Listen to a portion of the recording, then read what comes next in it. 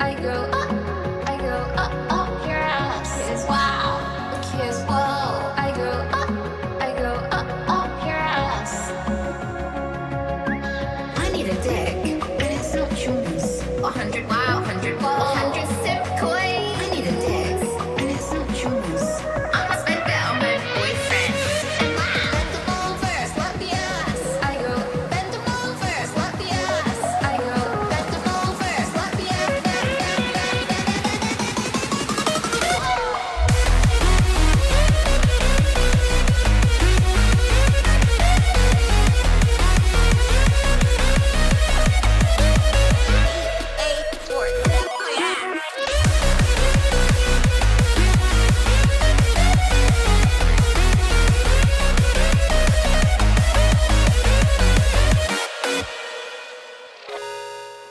Press 1 for butt fun.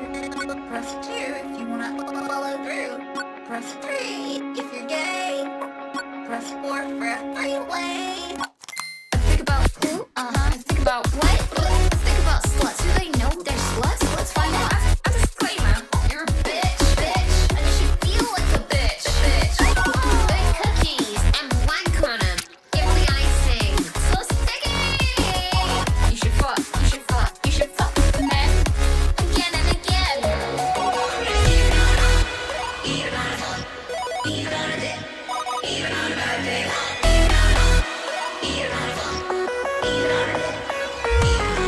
I go bend them over, slap the ass. I go bend them over, slap the ass. I go bend them over, slap the ass. I go.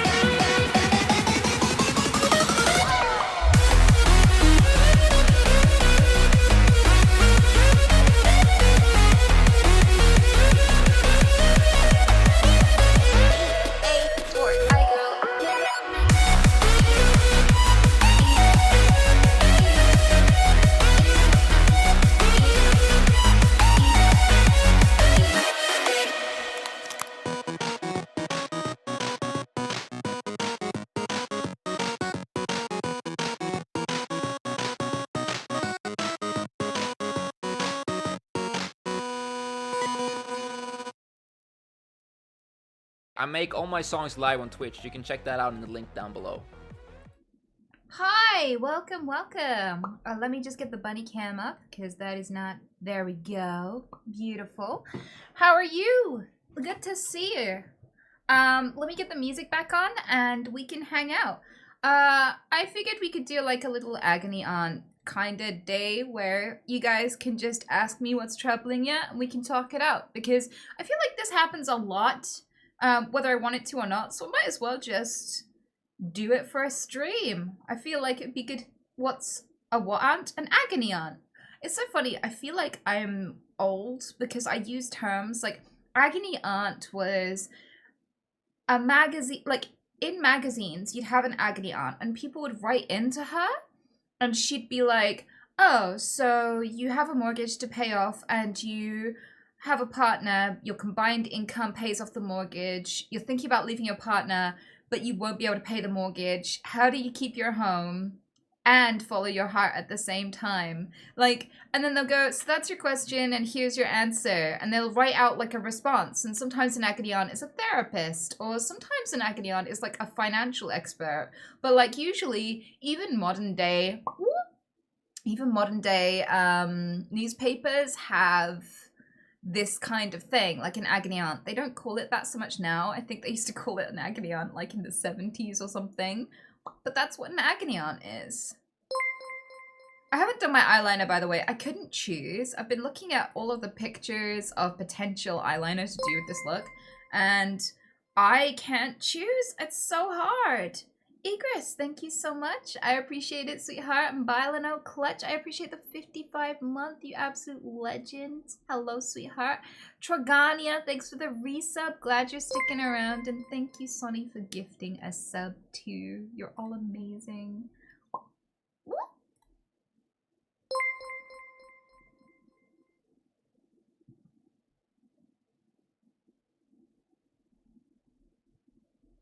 So you're agony aunt cast now. I guess that fits more with the goth look.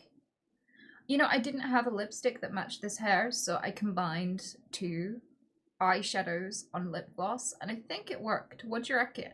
Do you think this matches?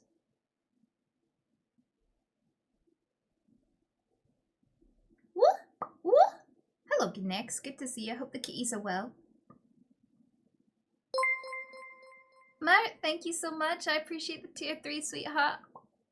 And Ant-Man, thanks for the 1,000 bits. You absolute legend. And I appreciate the bits too, Sonny. Thank you, thank you. I remember watching you when you first started streaming. Watching your growth has been an honor. Thanks! Let's go, I guess? Yay! I'd forgotten that happened. So, thanks for that. Loving the red hair, ma'am. Thank you. I kind of feel like this shade of red is difficult to pull off with my skin tone. I feel like this isn't typically the hair color people with my skin go for, but I think it's working today. Mega Man, thank you so much, sweetheart. I appreciate it so much. I am just going to make sure that I don't ignore the mods carefully, respectfully. So what I'm going to do is this and this. And now I can see you. More boob. Beautiful. What did you do on your first stream? I think I played... I either played, what? Outlast or Overwatch. It was most likely Overwatch, to be honest.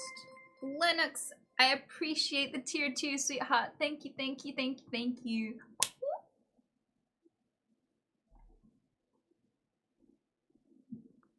Blink.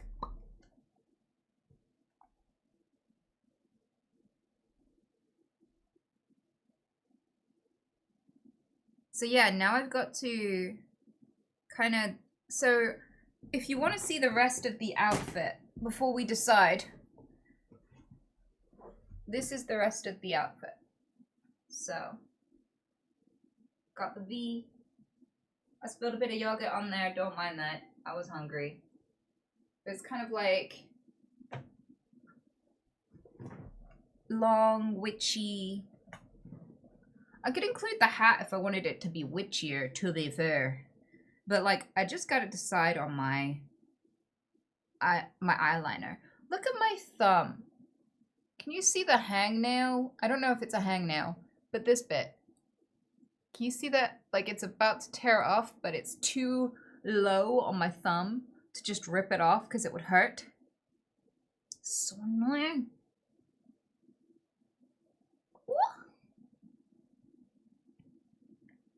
Bish, I don't even know what gritty means. I don't know if I can gritty in this. I don't know if I care. I don't know if that's my responsibility or concern.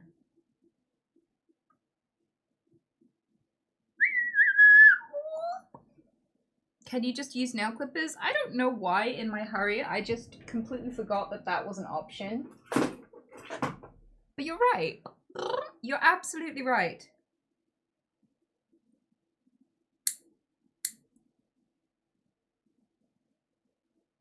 That is so much better. Oh my god.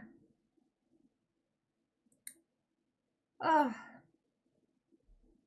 Now to package those and sell them. Gamer nail clippings.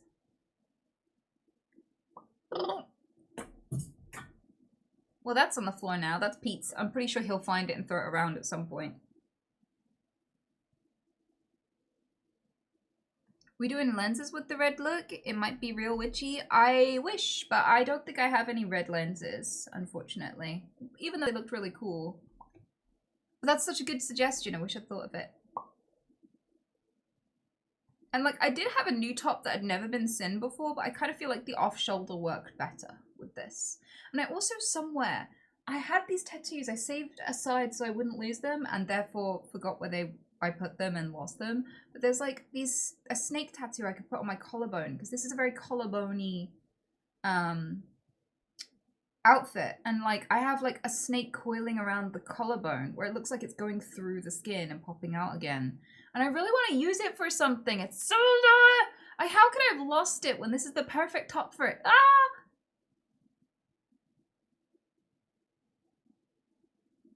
What happened to your tattoo binder or whatever? I lost... Well, I have all of the pages except that page. I don't know where that page went. And it's killing me.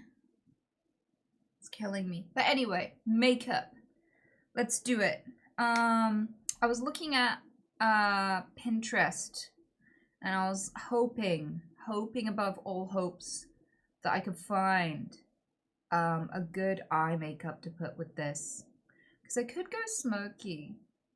I don't do like corners of my eyes because my eyes are close enough together as it is, and if you do like black corners on this end that point inwards, it's really cool and it's very sultry, but it makes my eyes look so ridiculously close together, so I can't be doing that. Just saying.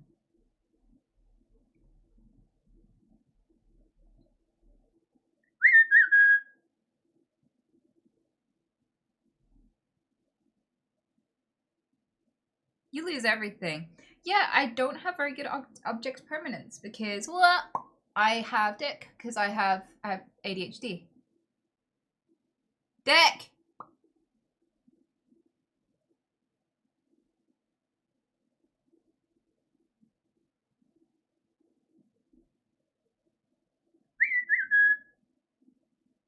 I love you.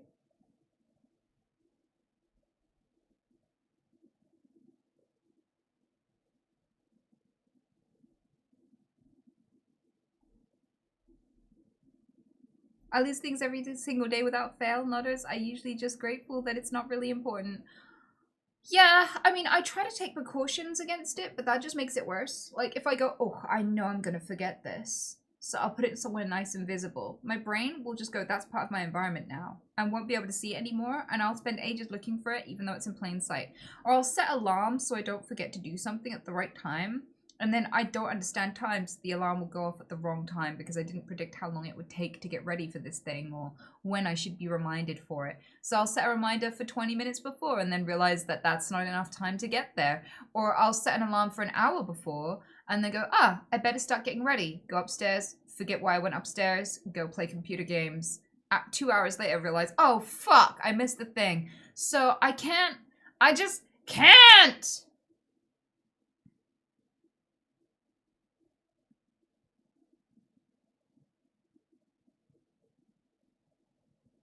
Using an alarm is actually a good idea, even if it works sometimes, but it doesn't work at all. Like, it doesn't make me any more productive. It doesn't help me in any way, shape, or form. Like, it's just 0 success rate. So annoying. So annoying. I wish I could get good. I really do. What's the song? Someone's very excited about it. What are we listening to here? Oh.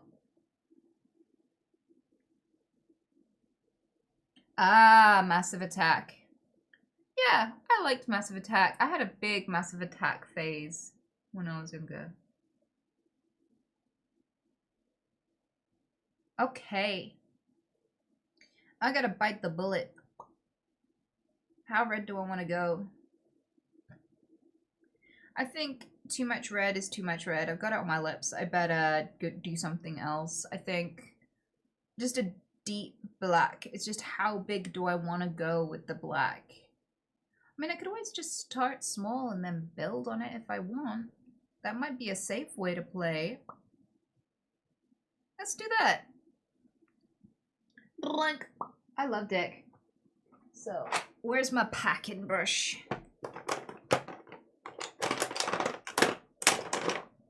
Sweet sex in my home.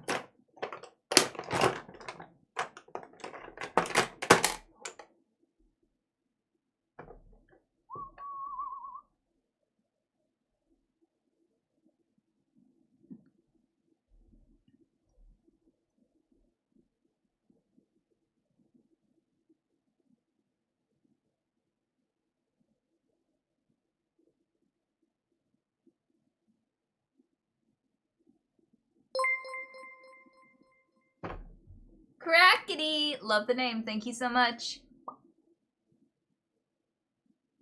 Oh.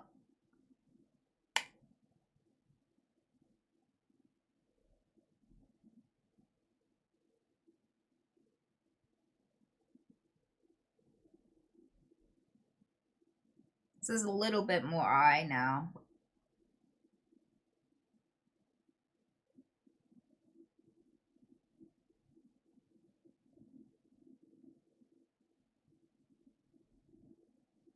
So we got the under eye going. Let's do a nice soft wing.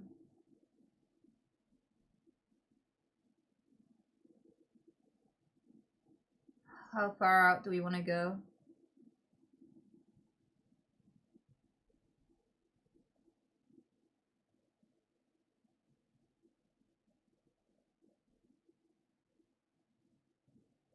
I kind of use eyeshadow to sketch out where I want a wing to go.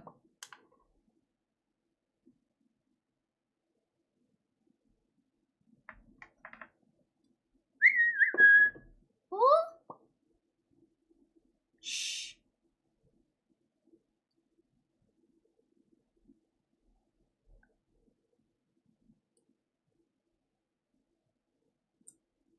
I don't think I need to do too much.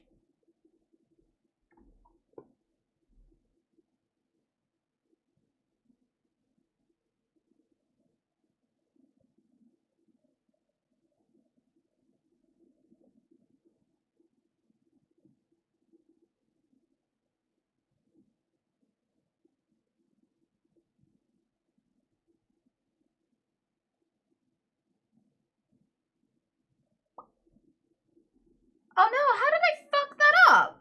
Ah!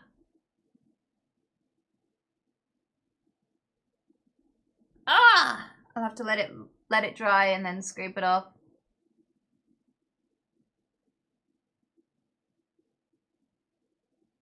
The old baby scrape.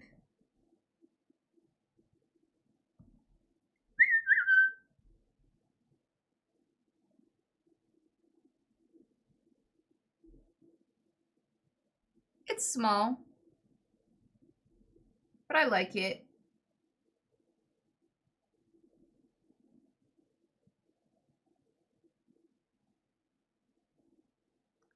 I know it's very easy to go ham as a goth. Sometimes a more subtle thing is required.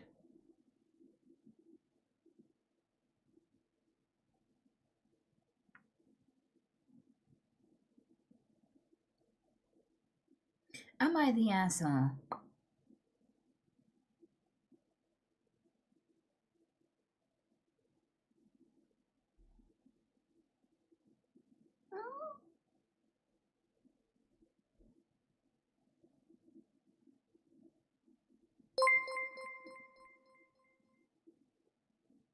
Fitz, thank you so much, sweetheart.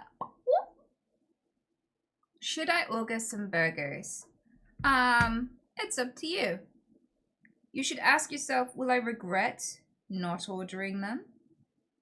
Or will I be happier with myself for choosing something good for me? Is this like a self-care? Do you need a treat? Or is this like a, I probably shouldn't, but... Because usually when I'm asking other permission, when I go to other people, I'm like, should I get takeout? I already know I shouldn't. That's usually when I ask other people.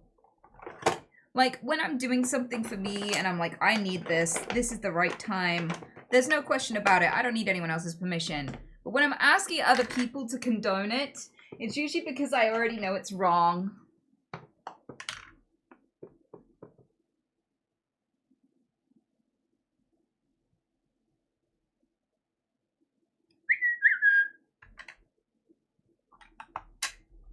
So will you be proud of yourself for ordering burgers? Because if you're asking me if you should, I don't think you're going to be proud of yourself or happy. And you know what? It's really easy to make friends that are like, go on, have the nice thing, treat yourself. Because that's such an easy way to be a good and encouraging friend. But real buddies are the ones who help you make the decisions that are hard. They're the ones that go, you could always order a wrap with like some healthy shit in it, and that could be delivered in the same amount of time, and you'll feel better after. Like, maybe it's a good day to take care of yourself in the right way. I don't have enough friends like that. I have plenty of friends who like buy me treats even if I'm trying to be good. Don't have many friends who are like, let's go to a healthy place and get some tasty. Let's try it. This new thing they have on the menu that's good for you.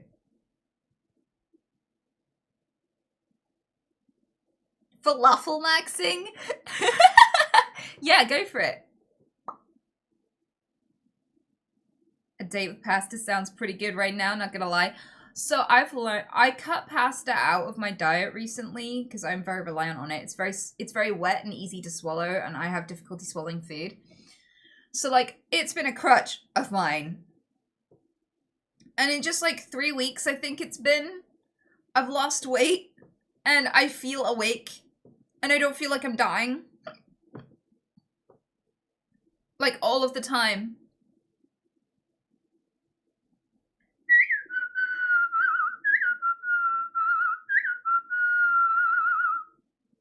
Dealing with depression is a challenge, but manageable. Seek support.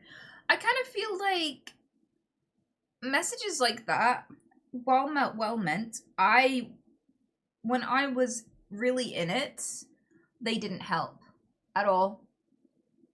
In fact, I used to feel like really aggressively angry at people who were like, just do this, forehead.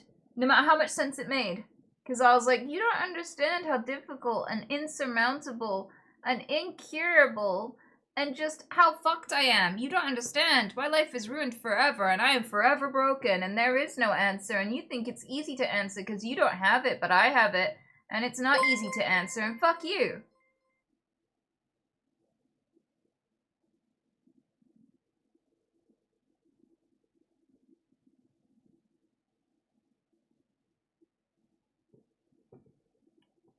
Because that's how depression works. Like, my advice if you are struggling with depression is take care of your health before you take care of your mind. Take care of your mind, definitely. But it's going to be very, very difficult. And it's going to be very, very long. Like, usually, you don't just go and do a therapy for a day and go, oh, that's better. Bing! No more depression. Right? So, like, a huge contributor to depression is your diet, is your exercise, is your vitamin D levels. Are you getting enough D?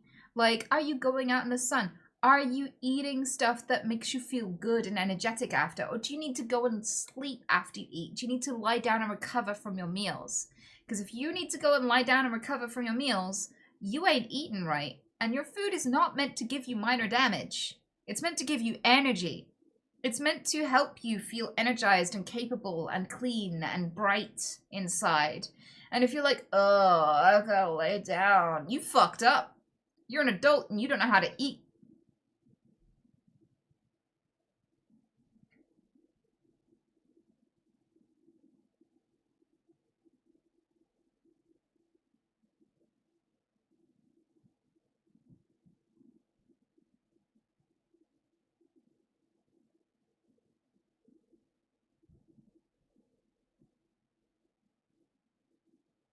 Does that look even, chat? Before I continue. True. Compare 10% of their energy to what would be your 100%. I kind of feel like the first thing I did, I don't have depression anymore. I had depression for most of my life, pretty much. And then I got out of it, and it was a very long and slow road. And I progressively got better, and the progress was mostly invisible because it was so slow. And it was really hard to stick to with just the goal in mind to cure my depression, so I had to find other reasons to keep at it. And like, one of the things that I really found important about it was health. Walking. I started with walking. I was going for walks. Then I started running. And the endorphins really help get you through the day, because a huge thing that depression will do is it will deplete a lot of really essential neurochemicals for movement, sex drive, hunger, sleep. So you're not sleeping properly, you're not eating properly, you're not motivated to move or get up anymore, and you're not connecting with your partner as much if you have one. And so you just feel demotivated and everything is harder. And you can get endorphins from running. So like running can be really great. It's almost medicinal. There are studies that show that it's like comparable to medication. in some people and how much it helps with the symptoms of depression. So start walking every day for like 20 minutes. And then when you're ready, start running some of that. And if you're really unfit, run for a little bit, walk for a little bit. When you feel ready to run again, run again. And just over the days, see if you can push and make more and more of those 20 minutes a run. Like, that it can be that slow and incremental. And, you know, that can help dose you with some helpful neurochemicals whilst you start fixing the other parts of your life. So why are you miserable? Is it your environment? Is it your diet? Is it your work? Is it your family? Is it your friendships? Is it your relationship? What the fuck fucked you up? Because you need to start picturing a life that you could manage and cope with and don't want to check out of. And you need to start building that with all these helpful little neurochemicals you got from your healthy breakfast and your run, right? So, like, do the body part first, then the mental part. And sometimes it's therapy, and sometimes it's just other things that are really obvious, like you live in a shithole. And so it's like time to save up money for a deposit on a new place. Like, start writing a plan, right? And the truth of the matter is, you might tell yourself, I'll be happy when I have this salary. I'll be happy when I move away from my annoying family member. I'll be happy when I break up from this absolute asshole, whatever it is. But you might find that when you actually get out of this relationship, you have other issues that were invisible to you that you also need to work on. But it's easier to face them and fix them too when you don't have this glaring big elephant in the room in the way, right? So just step by step by step by step, one day you'll build a life worth living.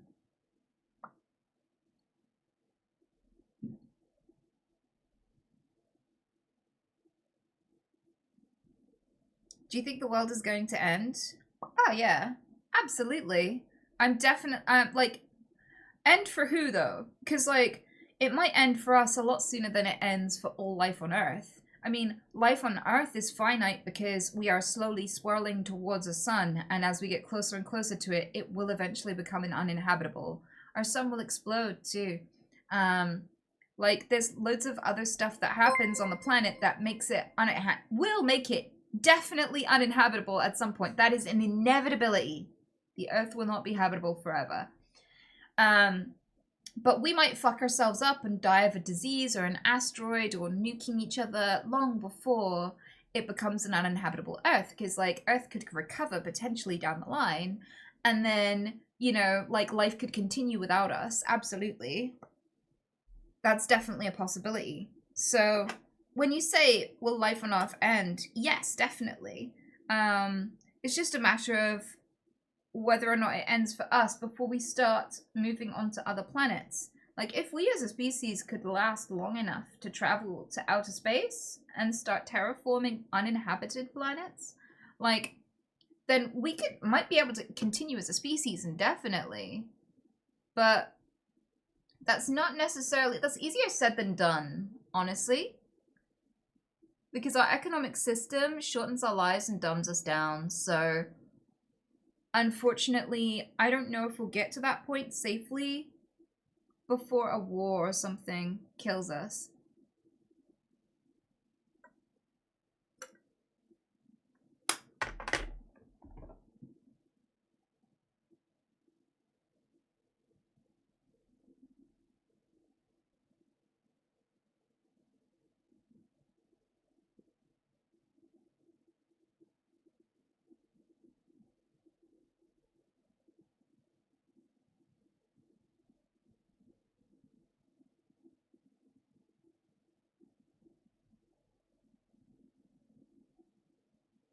I'm gonna highlight my eye bulge today.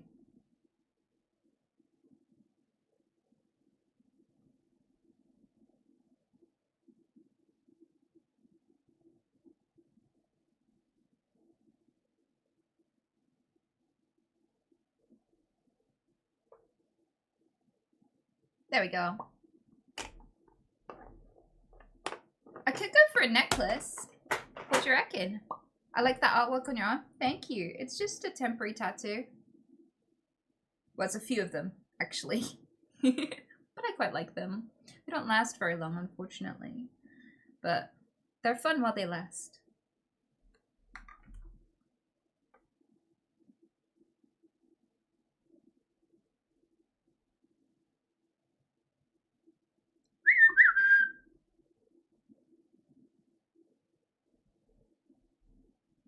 Do you have a thick black choker? I have lots of thick black chokers. Lots. Like, one of them's calling out to me. I'll give it a go.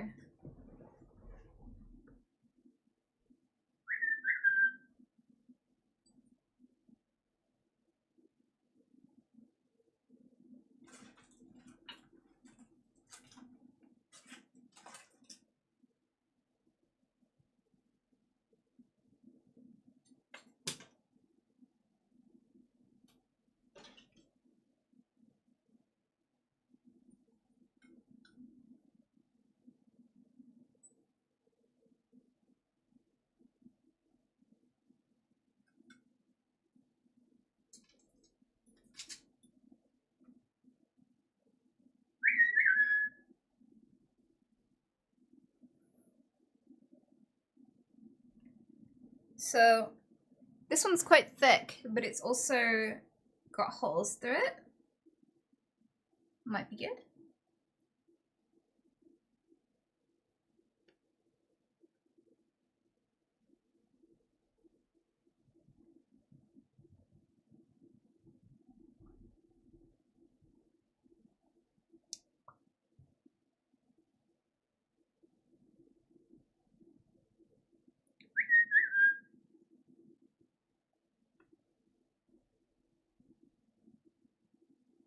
Hello, Pete. I feel like a little warm ball underneath me. That's on. There we go. This bit's a bit better, though. I could definitely do with a necklace to layer with this.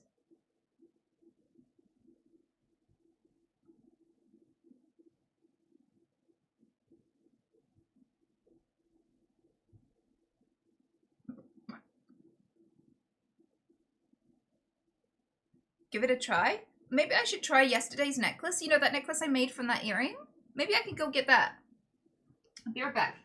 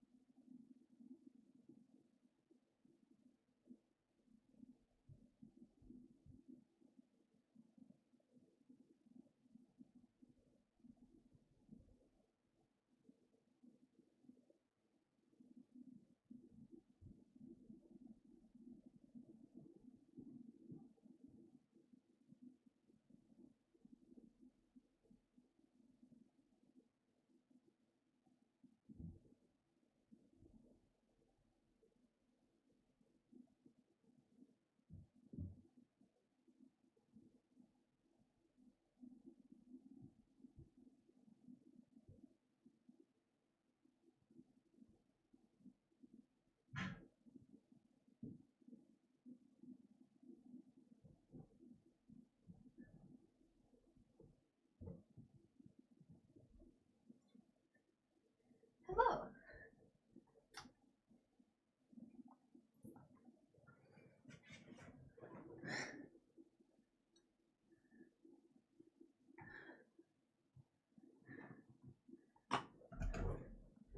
Okay.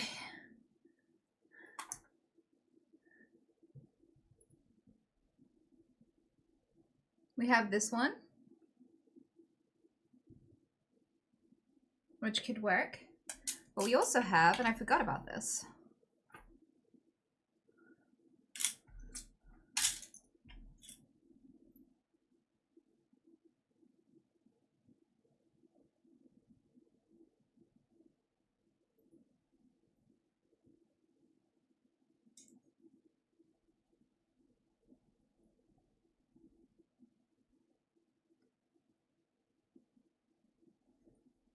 It's hello. Pete's like pulling at the tufties of my dress. He's like, please. Do you want to go over to Pete?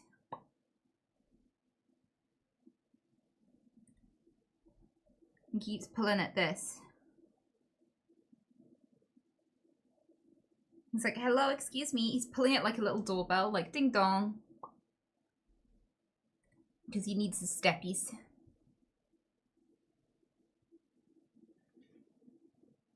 So do you think this one? Or do you think that I should go with the big pointy one again?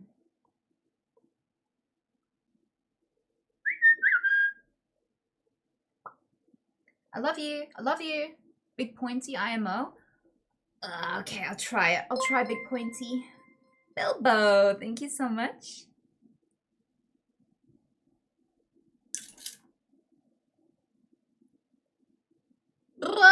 This one sucks cucks.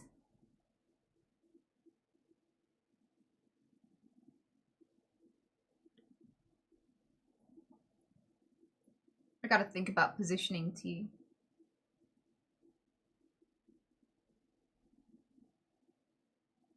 Oh, I just had a thought. There's a red gem on it that I keep turning away. But funnily enough, the red might actually work, so I don't have to, I could turn it around. Like, I could have it with the red dot. And it works.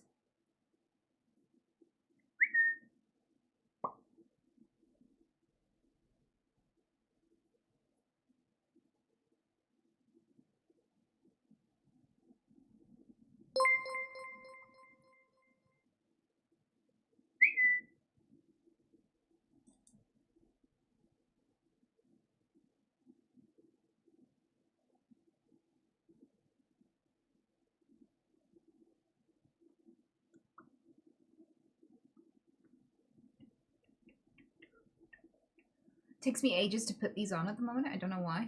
You'd think I'd be gooder at this? Oh my god.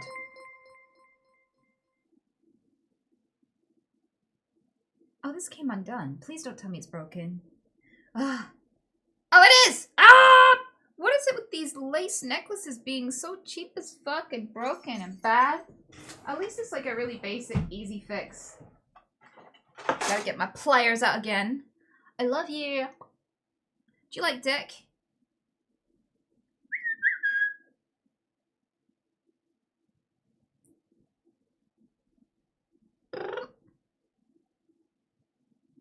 Do you get a pass on things that would generally get people in hot water on Twitch? So Twitch has a terms of service. You will get banned for breaking terms of service. One of the terms of service is usually, yeah, don't be racist. Don't say homophobic slurs and shit.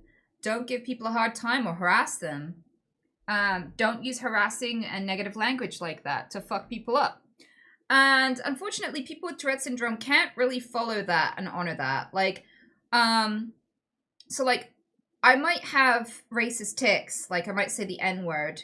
I have a friend I keep calling the F slur towards, you know, the one that rhymes with maggots. Like, I can't help that. That's not gonna go away. And the issue with that is that, if Twitch banned people for Tourette's, for their tics, then it wouldn't actually include more people. It would just reduce the amount of people who could be on Twitch. Because excluding people for their disabilities makes it less inclusive.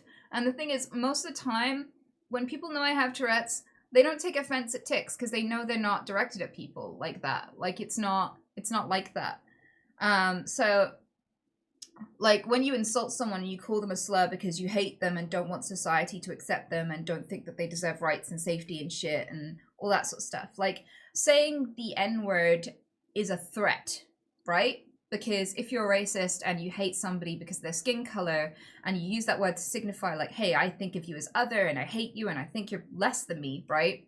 Then in that situation, the person receiving that hate could be in danger. Lynchings exist and, you know, people like do horrific things because of racism. So if you're in a room full of racists, you're in danger. If you're in a room full of people with Tourette syndrome, you're probably not going to come to any harm. Like, probably no one in that room hates you, even if they say stuff that indicates otherwise. So, like, the point of the rule is to include everyone so that everyone can safely feel like they can participate, right? So it wouldn't make sense to enforce it against people with Tourette syndrome. If I intentionally called someone something horrible, if I had racist or homophobic beliefs and I was like intentionally targeting these people, then I think that would be a fair thing to ban me for. But like having a condition is not a good reason to ban someone from your platform. I feel like people, despite the fact that they can't always control what they say, they contribute more than they take away by being here. Blank.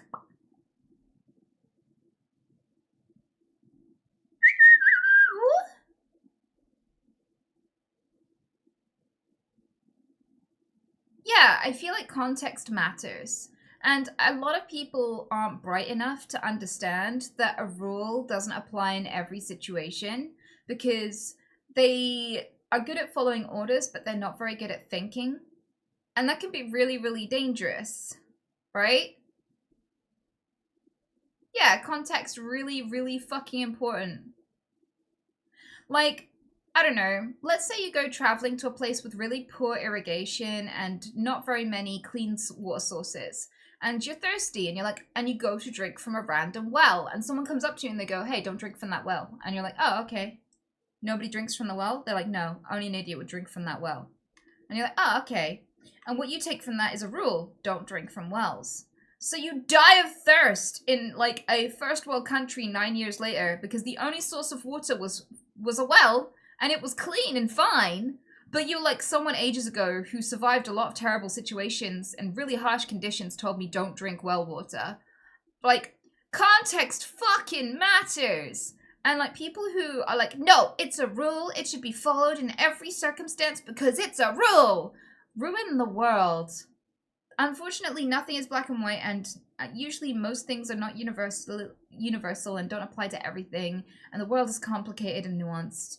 And so, like, a lot of people don't have the comprehension for this. Like, a lot of people just do not have the ability to adjust their course of action according to the situation. But luckily, Twitch does that really well. They're able to think about context and enforce the rules to help make this an inclusive place rather than a place where people get rejected for no good reason.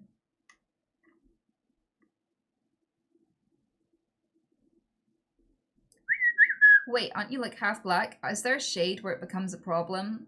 So like, this is not a very interesting conversation. Look, bitch. It's what? But the reason why I don't say the N-word, even though half of my family is black, is because I don't like the word and what it represents. And I also have white family. I have like a whole white half of the family that is a part of me too. And I am very white passing as well. So even if I wanted to say, even if it was something desirable to me, which it's not, but if I was like, oh, I really want to be able to say the N-word, right? Like, there's no way I'd get away with it because I look white. I look way too fucking white to say the N-word. So, like, it would still come across the bad way and people would still feel attacked and threatened if I said it because it doesn't look like a safe situation to say it. And, like, me just going, don't worry, I got the pass. Like, anyone could say that. Any racist fucker could say that. Like, that doesn't mean anything. Right? So, it wouldn't be safe even if I wanted to, but I just don't want to. It was a word used to segregate and torture and harm people. That was what it was made for. Do I have a use for the word? No, I fucking don't. What?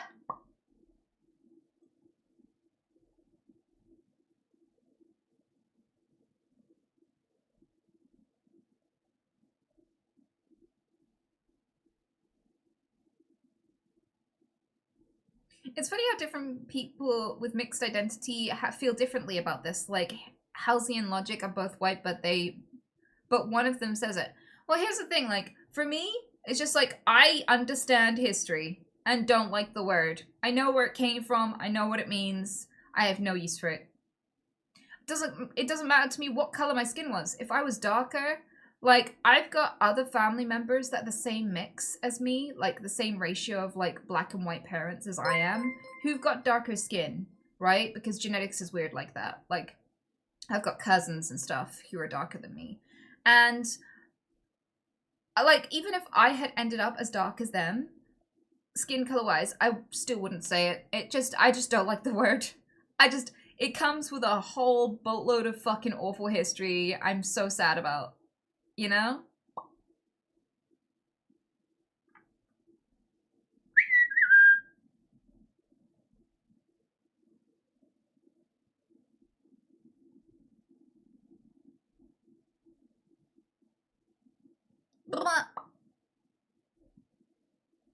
And I'm not going to tell people whether or not they should use it. Like, if you're a black person and you want to use it, that's fine. Like, it would be really, really weird of anyone else to say, no, you're not allowed to use the word that was used against you. Like, it's just kind of weird.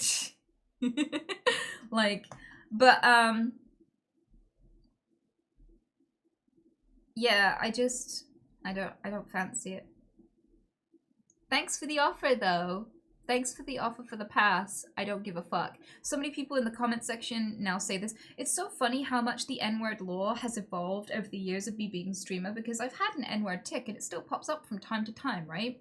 But the funny thing about that is, when people clip the tick and me having that tick, they posted it all over places like WorldStar, and I got millions of views on WorldStar. I didn't even know WorldStar existed, and then all of a sudden I was plastered all over it.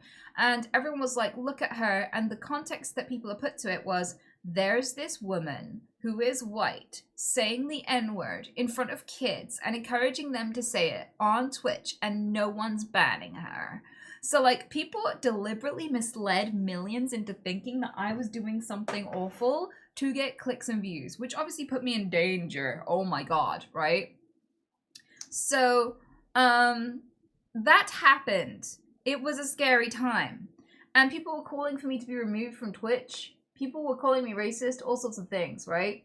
And then I said on stream, like, hey, I have Tourette's syndrome. I don't hate black people at all. In fact, like, this never even became a tick until the word became inappropriate in the sphere. Because in my home, like, I grew up with my dad and, like, listening to rap music. My dad, you know, my dad's side of the family are all black, so, like, they listen to it, they say it, and it's not a problem. So it wasn't a word that was, like, registering as a bad word that would present as a tick. Like, so, like, it wasn't a tick before Twitch. They caused it, and then they got mad at me for it. And there were people trying to say it. They were like, say the N-word, say the N-word, say the N-word over and over again in chat, like, over and over and over, like, leading up to this problem. And then I was talking about how, like, I hate that this has happened to me because I don't want to call half of my family. I don't want to talk to them in case I say this at them. It's horrible. Like, I'm having to deal with this. I'm hoping the tick will pass. I'm going to shops and people are getting really mad at me. Like, and I'm never able to go to those shops again. Like, it's putting me in really horrible, hostile situations. This is a fucked situation, and I am, like, not happy with the situation, right? And then people were like, wait, so you've got black family, you're, like, part of your lineage is black? And I was like, yeah. And they're like, oh, you've got the pass, you're allowed to say it then, who cares? And people were like, whoa, chill, she's got the pass, like, in the comment section all the time. And I was like, well, no, because I would never say it. Like, I would never intentionally say the word. Like, I don't want the pass, I just have Tourette's. Like, I can't decide when it's the tick, and that's it. Like, please stop telling people it's okay for me to say it.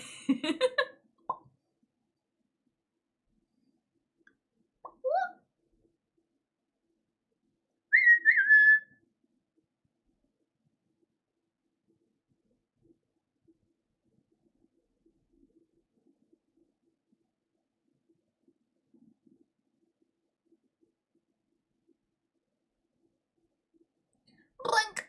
What?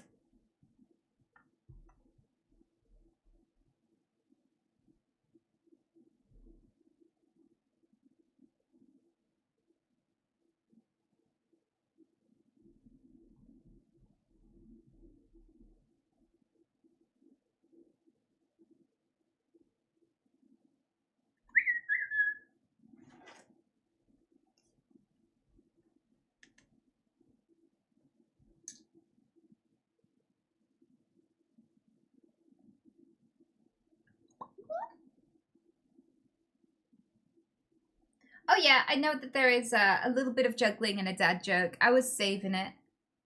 I won't do it yet though. Can you make other words mean bad things too in your mind to fix other words? No. If it was that controllable, there would be a therapy where they just taught you how to like change it so that you were physically safer and stuff, but that's not how it works.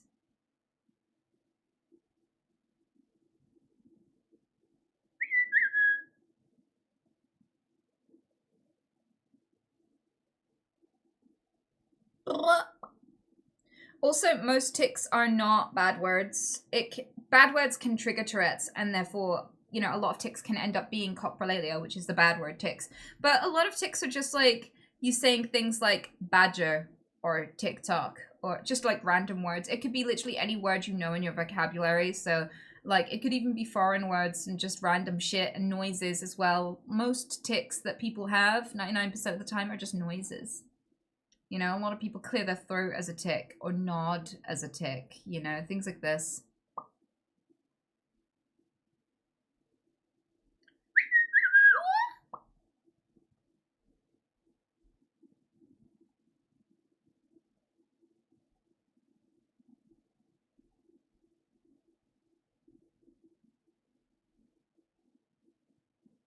I struggle with the sniffing tic. It's so annoying and I wish it would go away.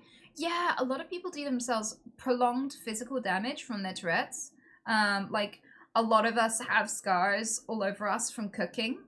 Like, I have cooking scars. Where I've, like, slammed my hand in the frying pan, wedged my hand in a fire. I'll slap hot things. I will, you know, I've got, like, you know, because you, as long as I'm focused and calm, I'm less likely to tic. And that makes it easier to make food for myself and stuff like that. But like if I'm not focused and calm, then it's very, very dangerous and accidents can happen. A really common one as well is making yourself a plate of food and really looking forward to it and being really hungry and then throwing the plate of food on the floor. And it's like not only have you got to cook your meal again, but you've got to wait until after you've cleaned up and you know you might have smashed all your utensils or your like plates and shit. This is like I can't convey to you how devastating it is. It's always devastating.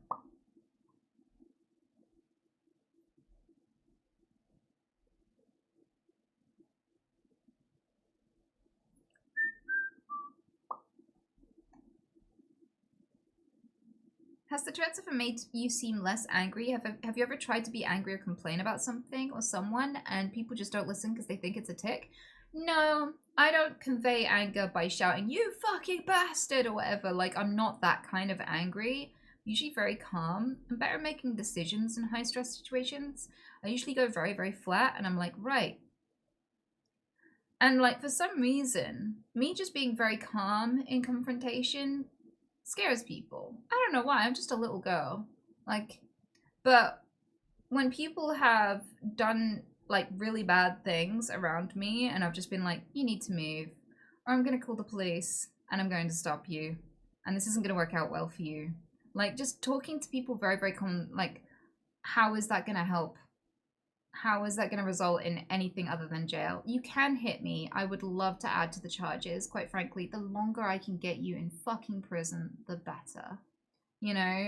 And like the discussions where I've had that kind of response, people seem way more intimidated. Way more intimidated. Don't know why.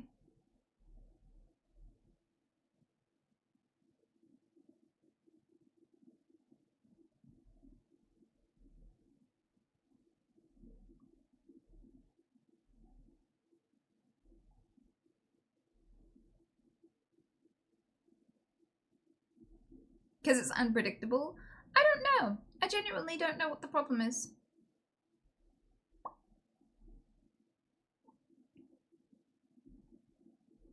But it means I haven't had to hit or kick anyone in a very long time.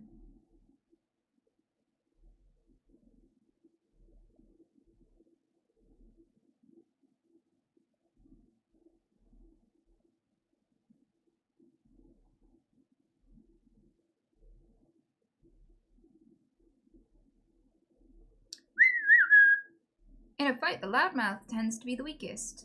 The calm one knows the stuff. Maybe.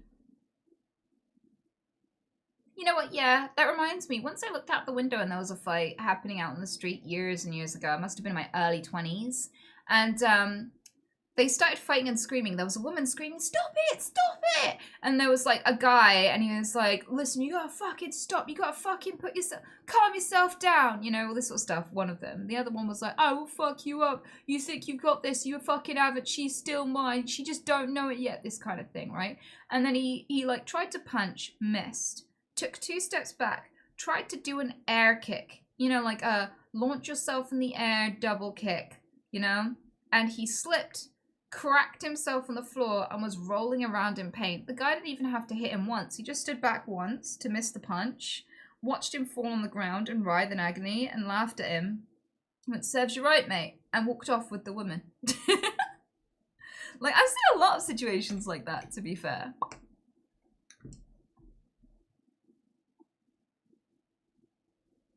Do people ever fetishize Tourette's? Yes, absolutely. And it means, so most people I know with Tourette syndrome get more sexual attention than most. Like both men and women I know with Tourette's, people get really horny for it and they always have oodles of options.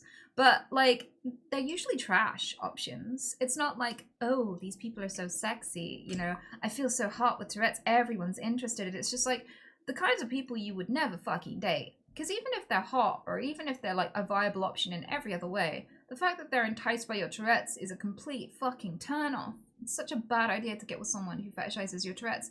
Because if they're attracted sexually to that aspect of you, some days you might have loads of tics, and other days you might have none. And so if this person's attraction to you is incumbent on your medical condition, and your condition has flare-ups and has calm periods, then you're going to have like a really unstable relationship, right?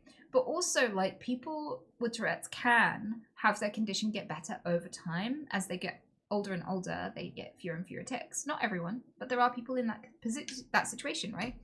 And like, if you're in a relationship and you're looking for a long-term partner and you don't have any tics anymore and this person finds it so hot, like, where's that partner gonna go? Like, it's such an unstable thing to rest your relationship on. But imagine if someone was sexually attracted to your eczema, like, or anything else that you suffer with. Like, it would be weird. You wouldn't want it. Like, that would be a weird fucking reason.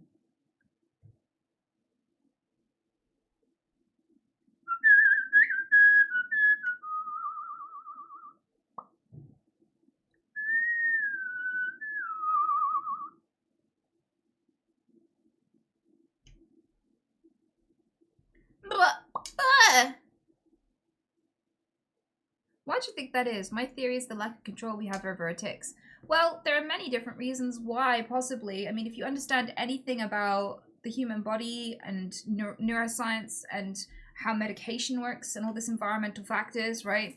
The first thing I'll say is people with Tourette syndrome often have ADHD, like, or autism. And one of the things that ADHD is characterized is by an underdevelopment of a certain area of the brain. And it inhibits your ability to understand time. You get time blindness with it, and you can't organize, and you lose executive function, and you can't prioritize tasks, and you need stress or novelty to function. And this causes behavioral problems, right? So, like, there's a huge knock-on effect for this region of the brain not working properly. With people with Tourette syndrome, it's the same region of the brain that doesn't work very well, right? Which means that people with ADHD and Tourette's have an overlap, where sometimes people with Tourette's get diagnosed with ADHD and you don't know where the ADHD begins and ends and the Tourette's begins and ends because they're so closely associated in their symptoms, right?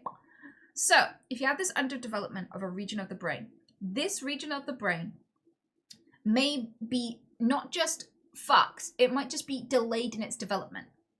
For example, there are stages of the brain's development that occur later in people with ADHD than do average people. So sometimes the symptoms can get a little better over time, not completely go away, but get better over time because that region of the brain is still developing and it develops more in your 30s. Like, you know, whereas other people wouldn't be going through that development in their 30s.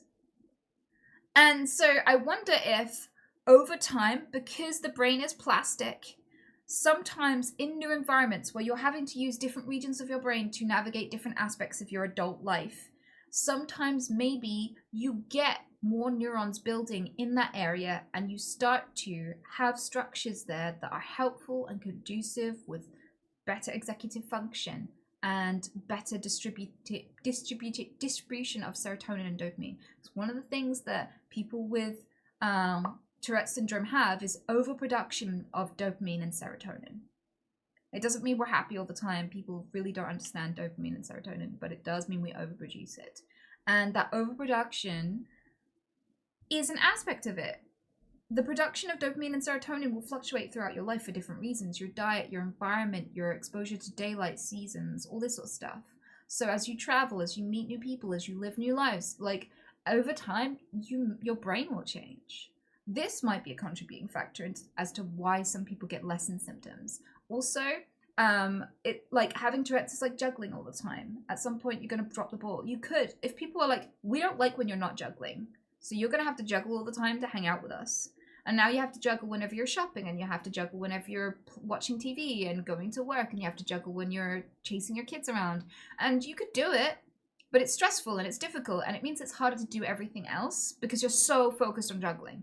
And that's what it's like suppressing tics. It's possible to suppress a tic for some period of time, but at some point you're going to drop the ball because it takes so much focus to feel it coming and hold it back in time. And you won't succeed all of the time. It's impossible to get right all of the time, and quite often the stress and pain of doing that will make you tic more when it finally does come out, right? So with all of that in mind, right, sometimes over time you just get better at catching it, better at anticipating the feeling and catching it. So it may be an aspect of over time you just get better at managing the condition, and even though it's just as severe, it might be that neuroplasticity means that the regions of your brain that are underdeveloped develop more as you age at a later stage than everybody else would develop that brain region.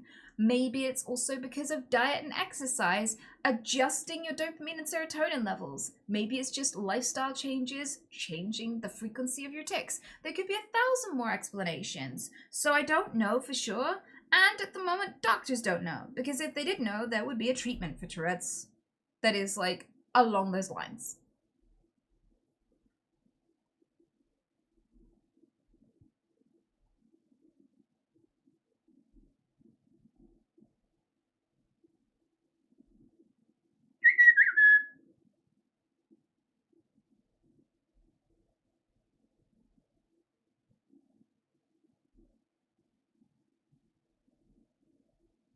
Is it like stopping a sneeze?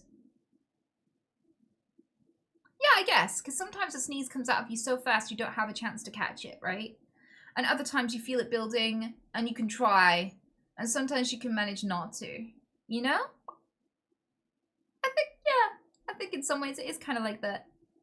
I've always said it's more like holding in a cough, because you know if you keep holding a cough back at some point it's going to be so bad.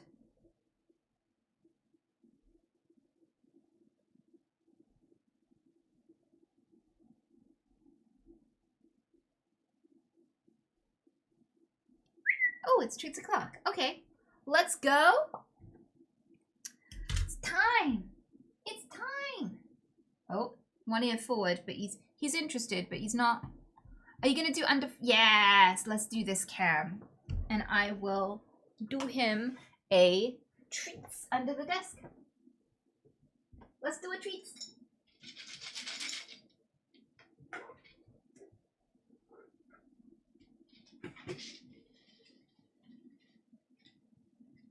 He's probably gonna flick his ears. Yeah, he's like, where's the rest? Yeah, he's flicking his ears. Because he's like, that's not niblets. It's okay, they're coming. Bunny crack.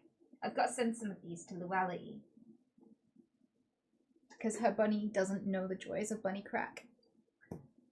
And they should.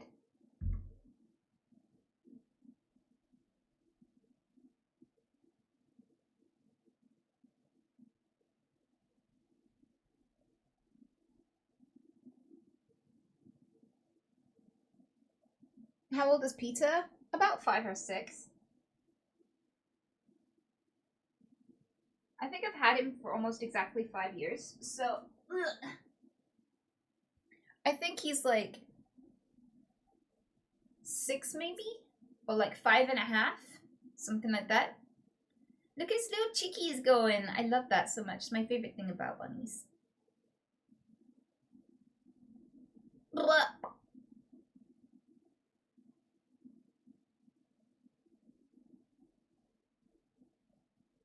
I feel like this is the main reason I love living, is because every single day I get to make bunnies happy.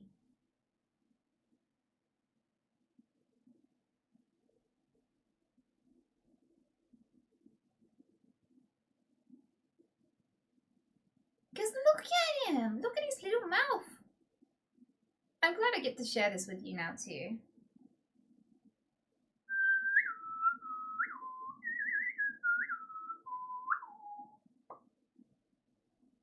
Oh. Okay, I'll go up and do the ones upstairs now.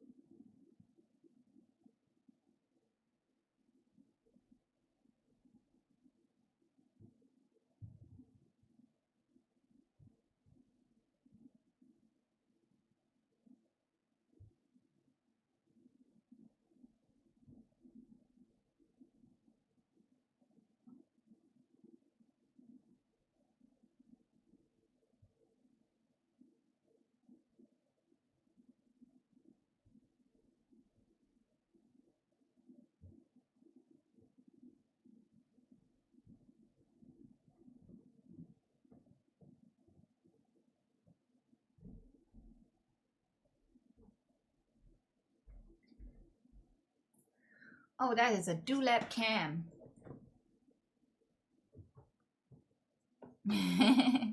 She keeps attacking the camera. Oscar went through a phase of this.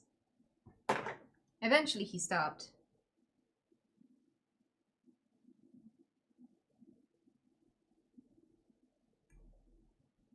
Oh, that butt. What a cutie. So yeah, that's the bunnies attended to. How much younger is she than Anya? Well, Anya is like 6 or 7 years old. Like, she must be, well, maybe even 7 or 8. Wait, I think I got her in 2014? Like, no, it must have been a year before I started streaming, maybe 2. And I started in, I don't know what year, 20.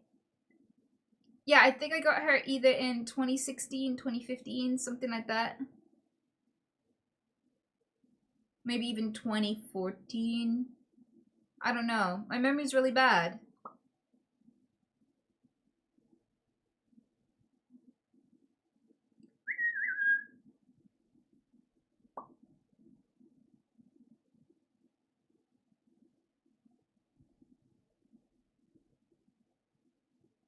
She looks so young. I don't know. She looks really old compared to when I got her. She looked a lot more halva shaped. I don't know how else to say it. She had like a smaller, higher dewlap. She had shorter fur and a really like cute newborn bunny look to her when she was young. And now she's kind of got like the long fluff and she's more broader of build and she's grumpier and she growls more. Danky Kang, thank you so much. What?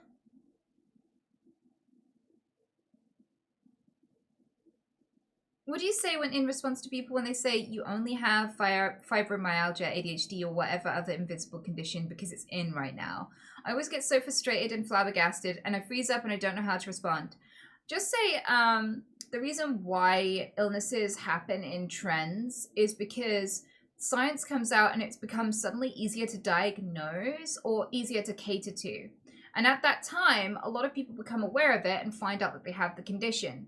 So it used to be that use the left-handed study. Have you ever heard of the left-handed study? Don't antagonize them. Because if you go, people like you always do this, people get defensive. But if you help them and if they feel like they're learning rather than being argued with, they might remember this and take it on board and change their view rather than try to defend their standpoint. So what you go is you go, have you ever heard of the left-handed study? No? So it used to be that people would always antagonize and harm and sometimes even kill left-handed people because left-handed people were considered evil, possessed, and wrong. It was like it was rarer to be left-handed, and the public in like the medieval times and stuff used to think that it was a sign of evil, to the point where I think the word sinister is actually based off the original word for left-handedness. Right? So, after it became accepted and allowed for people to be left-handed, and we started making left-handed scissors and left-handed items so that left-handed people could be left-handed publicly and still function in society without struggling, and we destigmatized it, suddenly the recorded instances of people being left-handed skyrocketed several-fold. And if you lived during that time, you'd think, oh, it's just in to be left-handed, you're just faking it because it's in. Right? It just so happens, and that's an actual study that you can go and look up, the rate of left-handedness skyrocketed the minute it became socially acceptable and we understood what it meant. So when it comes to having a condition, for example, loads of people with autism didn't get diagnosed because they're women, and doctors don't give a fuck about women. A lot of doctors are sexist, and they don't believe women. They think that women are attention-seeking, lying, and exaggerating. So when children, especially when little girls had these symptoms, nobody diagnosed them. When women in their like 20s came in and said, I don't know what's wrong with me, they're like, yeah, whatever, you're just a woman, get out. Like, they just did not give a shit. That is a well-documented thing that happened. So now there's a huge wave of women in their 40s finding out that they have autism because there's more awareness of it and how it presents in women, and they're able to get a diagnosis now. It's less stigmatized and more understood. Therefore, more people are being diagnosed. It doesn't mean that people are pretending to have the condition because it's in and trendy. It just means that now it's understood enough that we can spot it more often. It also happened with gluten-free. Like, a lot of gluten-free foods came out, and a lot of gluten-free diets were designed for people with gluten intolerance. A lot of people had no fucking idea the reason they had the shits all the time, or the reason they couldn't shit, the reason they had acne, the reason they had eczema, the reason they had all of these inflammatory conditions were because of a food intolerance. And when we discovered food intolerances, like gluten intolerance, and we started catering to people were able to go to the supermarket and accidentally buy gluten-free bread, come home and go, why am I feeling so well? And they go, oh, my bread has changed, I didn't realize, wow. Like, and these sorts of accidents, because they were being catered to, can happen where people can see on the news, they're like, oh, there's been a wave of people getting gluten-free stuff, and we like there's a wave of demand for it, and people are like, huh, I wonder if that would work for me. I'll give it a go. What do you know, it works for me. Whereas someone in the 60s would have never even known that you could be intolerant to bread. Like when I was young, most people didn't know that you could be intolerant to milk in my country. Like milk and whey intolerance was not really well understood. And my grandma used to make me drink a pint of milk before I went to bed, and I would wake up with my skin bleeding all over me, and I'd be like in so much pain because I'd have so much eczema. And she thought, oh, you have eczema, children get eczema, why don't I get you some cream? And she didn't realize that she was causing it. I didn't know either, because when I went home, I never drank milk. I hated drinking just pure milk. So like these sorts of things are just an awareness issue. And it's like people said the same fucking thing about autism when we first discovered autism, even when it was just men being diagnosed.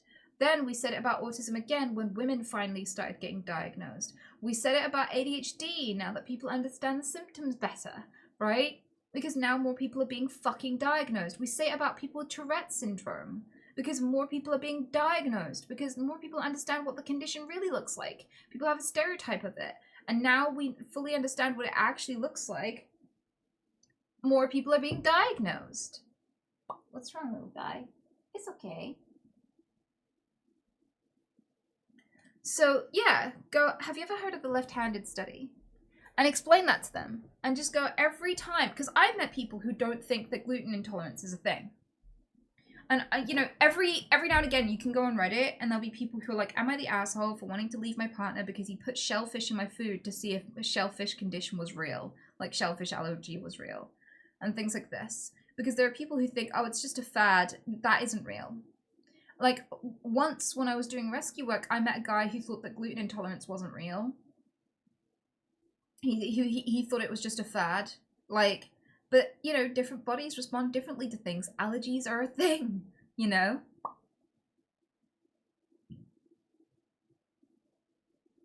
That's a newish development here. We used to give milk to all children in schools until recently. Yeah, I think it's kind of fucked up to give children milk, to be quite honest with you.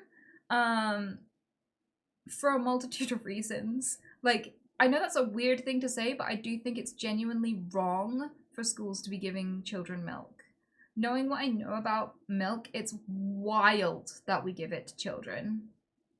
Not just because some people can be allergic to it, but because of the specific, like, the makeup of what milk is. We shouldn't be drinking it, especially in childhood. It's really, really bad.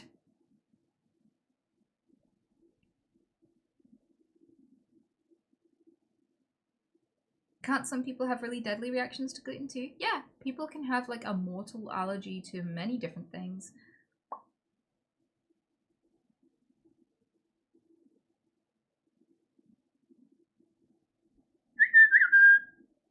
Huh?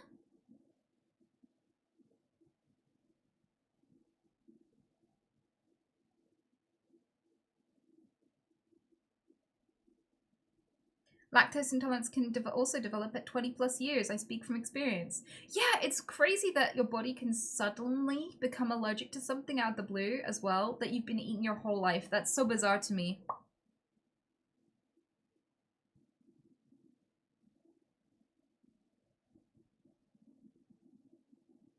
I'm lactose intolerant myself. Well, funnily enough, most of the world is lactose intolerant. Like, it's actually more abnormal as a human to be able to drink milk than it is to not be able to drink milk. Most of the world is lactose intolerant because it's natural to become intolerant to lactose. No mammal is meant to produce milk all of the time because we siphon it from our blood. So it's hugely detrimental to be breastfeeding constantly. So your child needs to be weaned at a point where it no longer needs the milk. And so as you get older, you no longer are able to consume it, and that's a good thing because if you're weaned, then, you know, you're not going to like drink mothers to death sort of thing, because cows actually die of lactation to a degree.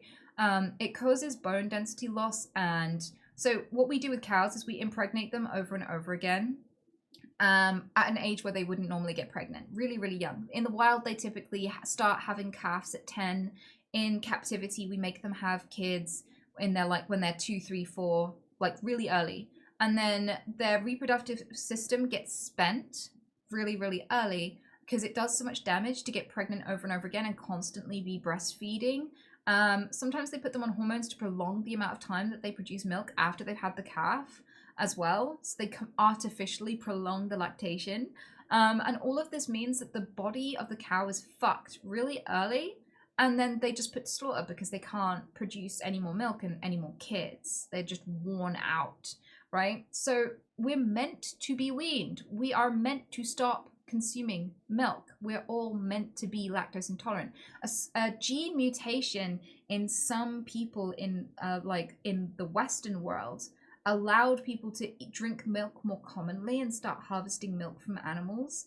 And actually, racists quite often chug milk as a symbol for white supremacy because they're flaunting the lactose gene. And they think like it's part of what makes them special. And so you'll get like these big muscly men at like rallies and stuff who are like really hyper racist and everything and are like, white power and all that bullshit, right? And they'll chug milk in front of the camera to show how manly and like how like superior and white they are. It is cringe. I've even seen them pour milk all over themselves and be like, yeah, and they're gonna smell fucking terrible because milk is made out of like it goes bad really quickly for a reason.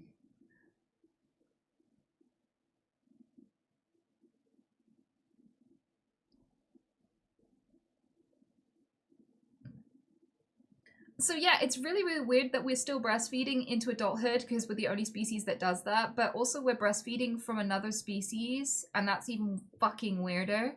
Like, everything about us and our culture has really warped actual factual understanding of the world. Like, there was a video of a sister who wasn't producing very much milk, and her sister was producing more milk.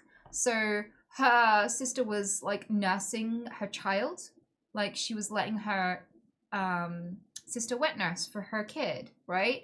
And that's really common in some parts of the world. But people were absolutely disgusted in calling it incest because we don't see boobs as anything other than sexual. Like, we completely sexualize them to the point where we think it's weird when children are exposed to them. We think it's weird when children breastfeed. We get uncomfortable when women breastfeed in public, even though that's what boobs are for. And it's weird that we sexualize it because most of the cultures around the world throughout history didn't sexualize boobs the way that we do now here in this particular place. Like, people think it's natural to sexualize boobs, but there's so much science to suggest that it's actually a very abnormal behavior for humans to do this. So, like, our relationship with milk is fucked up. There's a reason why Homelander's obsessed with breast milk in The Boys. It is such a nod to its, like, weird, kind of fucked up, kind of racist beginnings that we drink milk, like, the way that we do now. And we have this relationship with milk the way that we do now.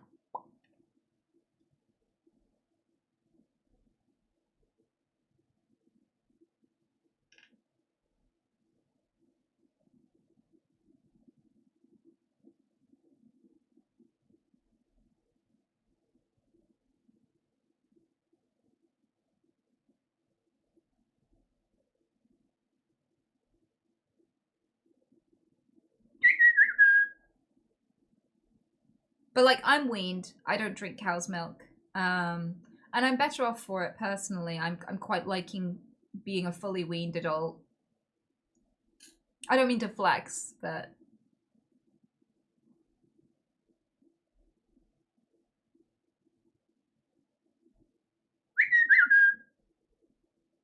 to eat cheese. No, because that would also be milk. Like, if I think it's weird to drink milk, why would I consume it when it's moldier?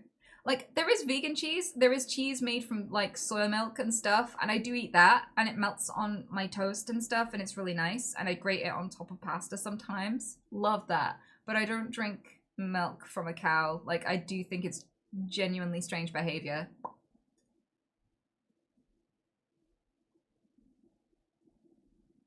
Most vegan cheese is coconut oil. Yeah, and coconut oil is not that bad for you. Like, it's one of those fats that's actually recommended for people who can't eat inflammatory foods. So I'm much more comfortable with eating coconut oil than I am with eating, yeah, cow secretions. I don't really want bodily fluids in. I wouldn't drink like another human's snot. I wouldn't drink like another human's body fluids or anything. So like drinking a cow's bodily fluids is weird to me.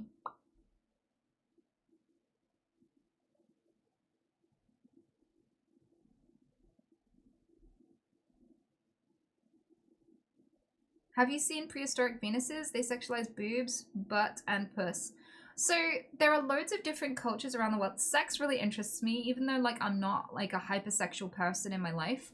I do like learning about the history of sex and its role in our connection in society. You'll see people all around the world who either don't sexualize breasts or do sexualize breasts. Both exist. But if you go to tribal societies, there are a lot of tribal societies where the women just walk around topless and nobody cares and nobody's turned on. Like, the men aren't walking around bricked up all the time. They don't give two fucks. And they find it really weird in societies like that we sexualize breasts because they're like, what the fuck's wrong with you? Are you children? Like, why are you obsessed with boobs?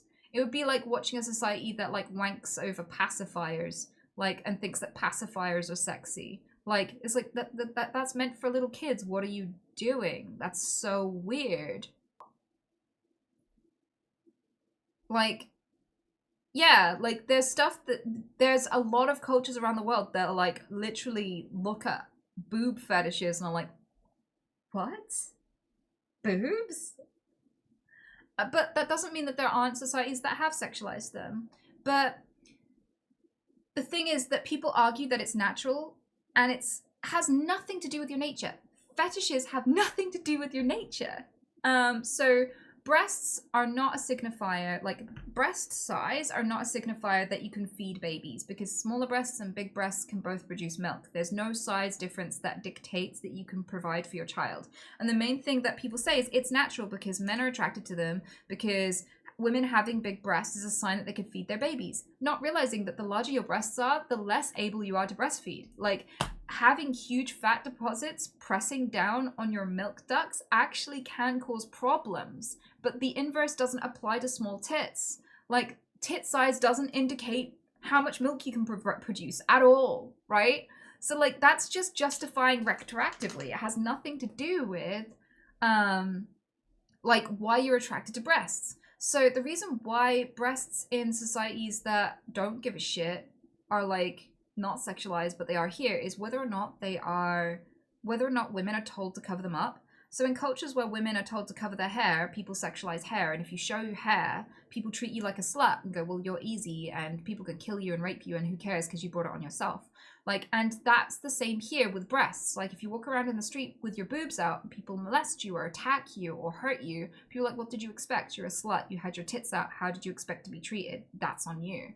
Like, and so they're like, under the threat of violence, you have to cover this body part up or we will assault you. If you apply that to ankles, we applied it to ankles at one point. Victorian ankle porn was a thing. And at that time, if you raised your skirt to step over a curb or whatever, because people were wearing long skirts, and you showed your ankle, everyone would turn and look and gawp at your ankles, right? And people would be like, look at that slut showing her ankles. What a whore. She's beneath us in society. She's just for the streets now. Not worth marrying, not worth loving, therefore not worth a place in society. Look at that whore. We do, every time you do that about a body part, could be your hair, could be your face, could be your feet, could be your ankles, could be your boobs. Whatever you do that to a woman, people will start wanking over it. It's that easy to dictate what men will find attractive in our society. Just make it taboo and men will be splooging over it left and right. Could be anything. Like, you could literally give men in our society a nose fetish. Just threaten women and tell them they'll get raped if they show their nose, and all of a sudden men are desperate to see the nose. That's how it works. This is why people are drilling holes into public loo walls and putting mini cameras in them to watch people shit. And this is such a huge problem in certain countries. So women literally have to scan the entire wall and pick up little bits of tissue and fill the holes with the cameras in to go and use a public loo, to the point where they're barely accessible because it's just not easy to make use of one without ending up on a live stream somewhere, right? And the reason why is because going to the loo is taboo. So, like, the reason why certain cultures fetishize these body parts is literally hugely tied to what we fetishize. Hugely tied to what we threaten women to cover up.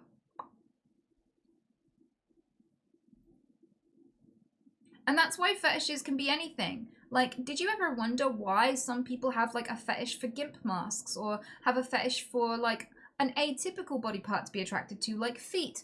Or, like, why some people have balloon fetishes and literally jack off over balloons? Did you wonder why humans get like this, and why it's so common for everyone to have, like, an unusual little thing that might awaken in them if they watch the wrong video?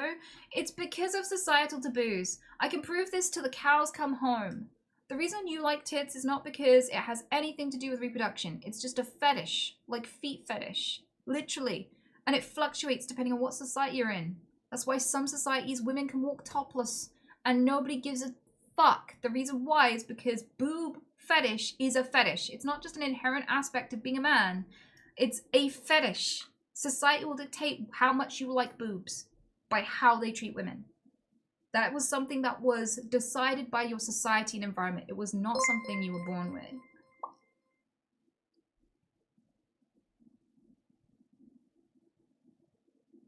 And that's fine. I'm not demonizing it.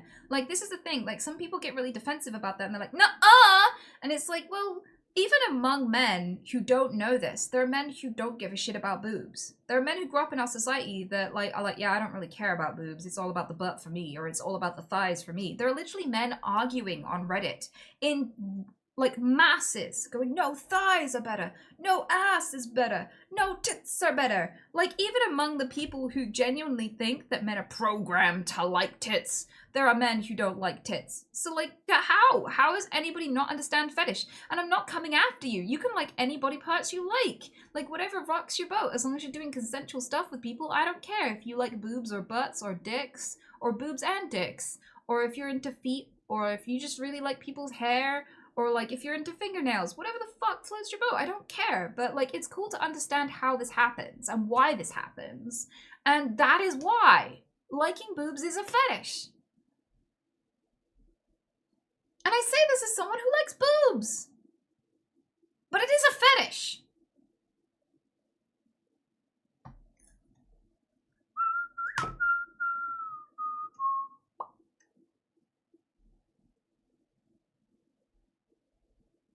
So did society make you like boobs? Probably. I grew up in a society that heavily fetishizes breasts. So yeah, maybe that's where I got it from. See how easy that is to just accept that and be like, meh. Like, I'd probably still like women in a society where boobs weren't sexualized. I'd still like women even if I didn't give a fuck about their boobs. But like, I do like boobs, and it's probably because of the society I was raised in. Probably because it was a massive taboo and it's a part of the body that isn't shown. And so it's like very largely presented as a form of intimacy to show boobs. There you go.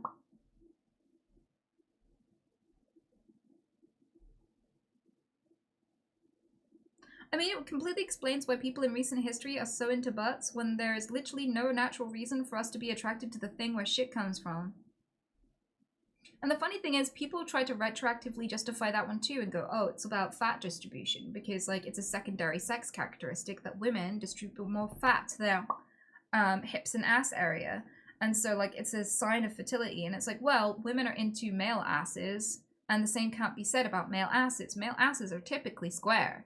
Like, they're not curvy and round. They're usually two globular bits of muscle on a square. Like, when you're an artist, you start with like an oval to draw women's hips and thighs, and you start with like a soft rectangle to draw man's hips and thighs, right? And yet women are attracted to male asses. Like, it's one of the things that you're like, as they walk away and you're interested in and your eye is drawn towards. So riddle me that, motherfucker. It's literally just about fetish. It's just about whatever's inappropriate to look at is what you're more likely to be attracted to. We know this because of, like, Pornhub is such a case study for this because depending on what place in the world you go, the top searches for porn are different. If we had instincts that were homogenous and ubiquitous among all humans, we'd have the same search results.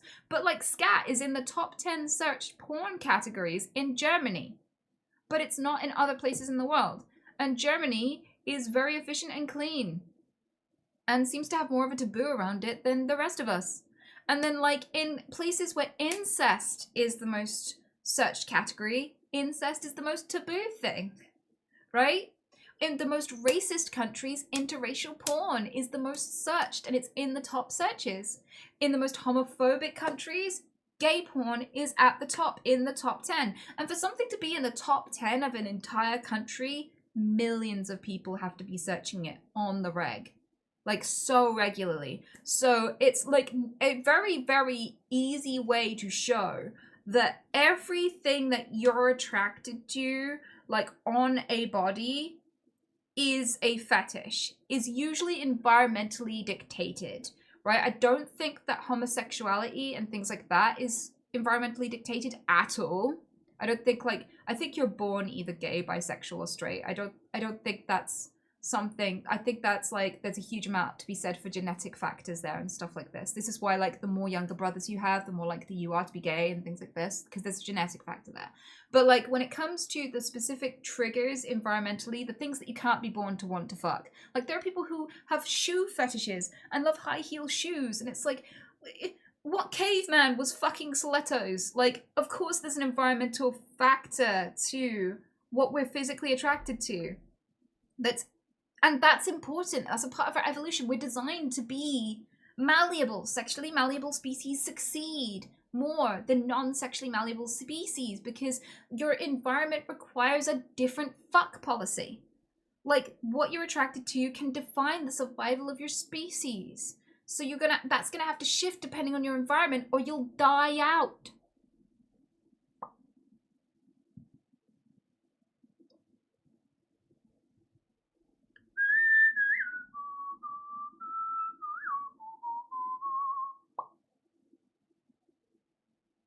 Do you have any thoughts on okay, yeah, we can do that. So, Free J, someone's chucked me a question. I'd love to answer it for you, but I've just remembered that I have a dad joke to read that someone paid for, and they've probably been waiting forever if they're even still here. So I'll read the dad joke. But as soon as I find the dad joke book, where did that go? I was so prepared yesterday, but I have no idea today. Where did that go? What? Oh no.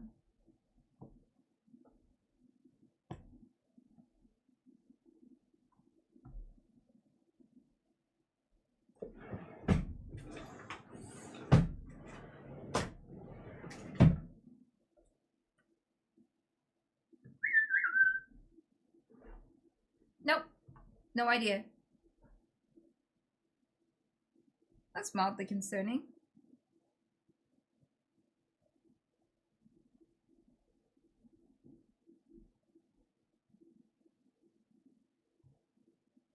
Well, fuck.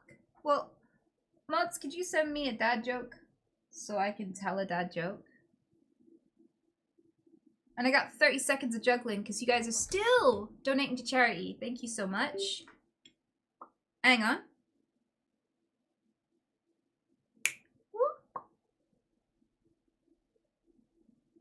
It's a very slow-paced song to be juggling to.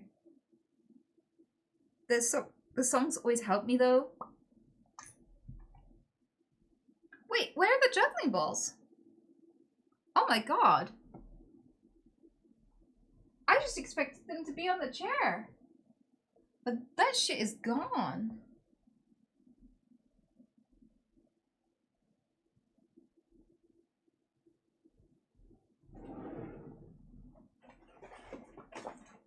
No, I have no idea.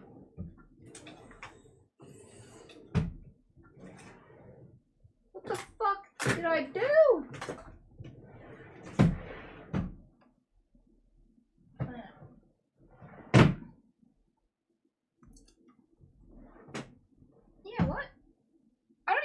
many places to hide this shit. I love you. I'm such a pro.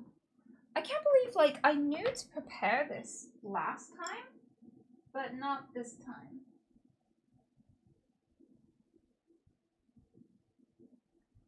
He always gets so excited. Oh, there they are. Saved. He always runs around me when I stand up. Oh, I love you too. Yes. You're so fucking cute. He's so cute. Okay. Excuse me though. Excuse me. I hate to love you and leave you, but I got a stream to do. I gotta raise money for Rad. There we go. Ah.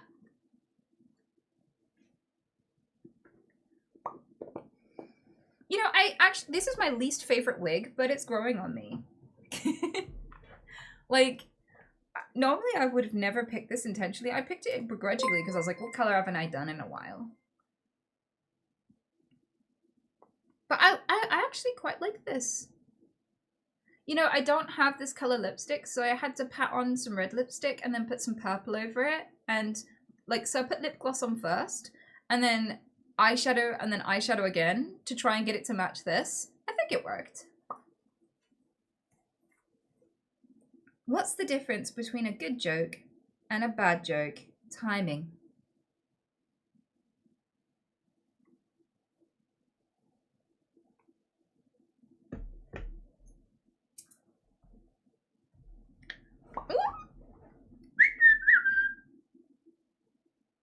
All right, let's go. 30 seconds. I got this. Let's see if I don't drop the ball this time.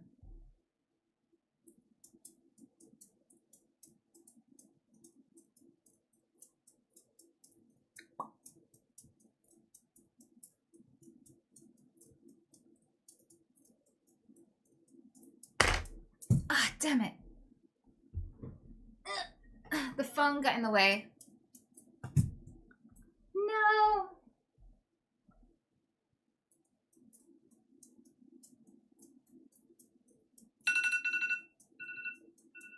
There we go. That would have been fine, but I left the phone hanging off the edge of the desk and then my hand just smacked it up. Otherwise, I think I would have gotten through a 30-second streak. I think I'm getting better at this.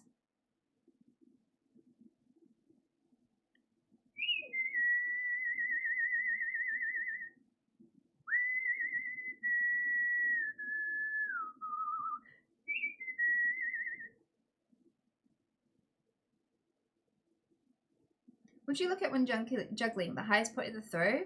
I just look forward. Because, like, if you follow every single ball, you're just like, because there are 3. How do you even follow them?